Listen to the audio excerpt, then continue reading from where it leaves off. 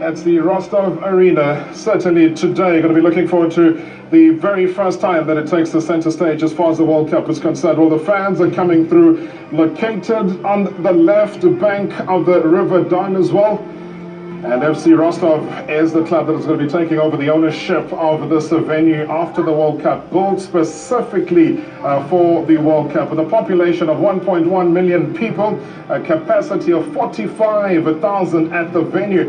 4 group games and a round of 16 match will be staged at this exclusive stadium as well. But as we said, built specifically and especially for the Russia World Cup 2018. And all round, we look forward to that. So Rostov Arena is where we're going to next as we welcome you. If you're just joining us right here on the World of Champions, we've seen a wonderful game that started off the evening, but everybody looking forward to see how the turnaround under Tite has really affected the Brazilians, because the results have come through. The goals have been coming through. The flair has also been able to come through, though something that we hadn't seen in a while before Tite came through, rubbed his magic off. 21 games where he's been able to play, and under him, they've been able to win 17 games. The Brazilians drawn 3 and lost just a single game, and that game that they lost was a friendly game when they played against the Argentinians, and have not lost on an opening match of a FIFA World Cup since back in 1934. So a lot expected from the Brazilians with the array of players that they have, the pedigree as well as the reputation of a lot of the players that they do have at their disposal. We've just got the starting lineup now. We'll talk in depth about it in just a second, but it's about absorbing, and you see them alighting off the bus, seeing what kind of players, where they play, and around the world, just the amazement around the Brazilians. They've been able to change things somewhat as far as the FIFA rankings are concerned. But I can tell you, 6th in the FIFA rankings, 4 places behind Brazil is where Switzerland are.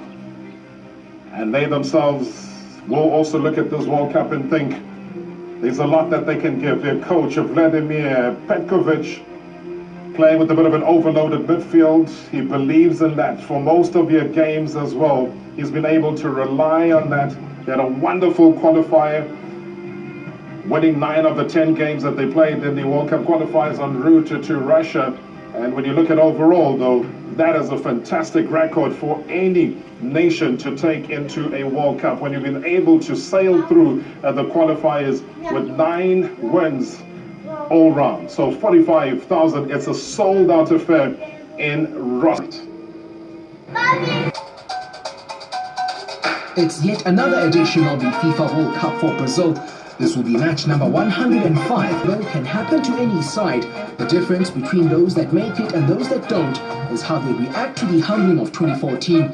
Brazil, as a character demands, didn't shirk away, didn't cower at disaster. Instead, they faced it and came out on the other end, an even more dangerous national team that has been globe-trotting in the past 4 years and strutting its stuff to an impressive extent, so impressive that the side that brought a nation to its knees that fateful day 4 years ago is the only one that sits above them on the FIFA rankings. Brazil are back, and rightfully so, while amongst the favourites for a record-extending 6th crown. The CONMEBOL qualifiers, which are as demanding as any in world football, were made to look rather simple, Brazil being one of the earliest sides to RSVP to the party in Russia.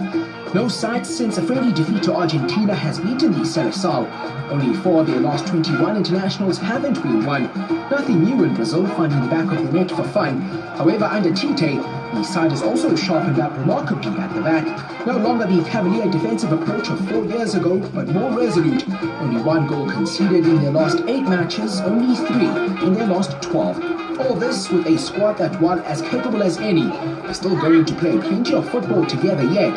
Neymar, a star well primed to lead world football for a while, is only 26. Roberto Firmino, same age as is Coutinho. Goalminder number 1, Alisson, is 25. His backup, Ederson, 24. Willian is 29, and the head of a fearsome attack, Gabriel Jesus, a relative yet world-class upstart at 21. The over-30s of Fernandinho, Miranda, Thiago Silva, Marcelo and Felipe Luis will do the clean-up job should Switzerland harbour any offensive ideas. And many fancied have stumbled at the hands of Switzerland in the past. Spain will attest to that back in South Africa 8 years ago. 8 is also the number of editions that Switzerland have been to, and only 3 of them have they failed to get out of the group stages. Thus, they know and have known what it takes to be a little more than just a banana peel. In 2006, they topped their group ahead of France, before by a single point finishing behind the same nation in Brazil 2014. 2018 is the year of a side coached by Vladimir Petkovic for a 4th year, but first at the World Cup, he saw them to the round of 16 at Euro 2016, and the squad remains much the same, although Admir Mimedi will be missed through injury. It is the talents of Shedan Shaqiri and Granit Xhaka that more often than not get the Swiss ticking. It's been the case in their purple patch of only 1 defeat in their last 17 matches, with 14 of them won and plenty of goals scored as well. The consensus, though, is that realistically, Switzerland will not be looking at this game as one where a potential win lies in the group. The 5-time world champions on the other side of the Rostov Arena, though, will know very well that they can't just pitch up and win against the Swiss. No one ever does.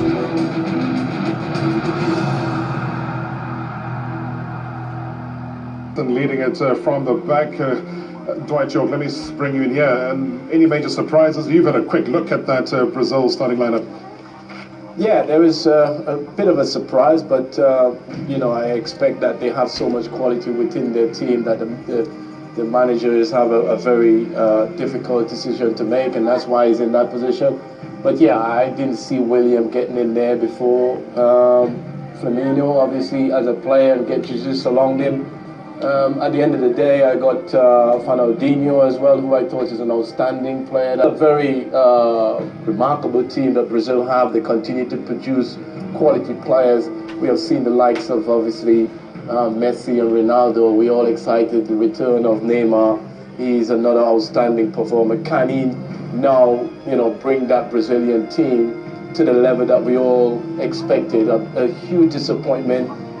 In 2014, the expectation on the nation of the players, they didn't really perform to the level. Can they now turn that around with the kind of quality that they possess? I do believe, I'm a Brazilian fan, I grew up in Brazilian football. I expect this Brazilian team to go all the way.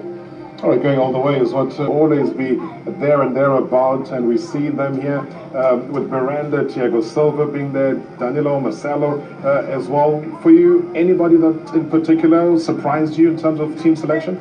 No, to be honest,